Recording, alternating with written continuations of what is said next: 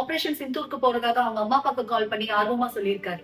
அதே சமயத்துல அவரோட நண்பருக்கு கால் பண்ணி நான் ஆபரேஷன் சிந்தூருக்கு போக போறேன், எனக்கு ஃபயரிங்க்கு போறத பத்தி எந்த பயமும் இல்ல, ஒருவேளை எனக்கு ஏதாவது ஆயிடுச்சுன்னா எங்க அம்மா அப்பாவை யாரு பாத்துப்பான்னு நினைச்சாதான் எனக்கு பயமா இருக்கு.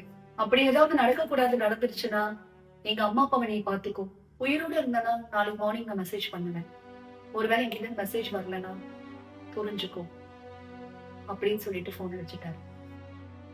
விடிஞ்சா அவங்க அம்மா அப்பாக்கு கால் வருது, இந்த ஃபயரிங்ல அவங்க பையன் இறந்துட்டாருன்னு. இதை கேட்டு அவங்க அம்மா அப்பாக்கு எப்படி இருந்திருக்கும்?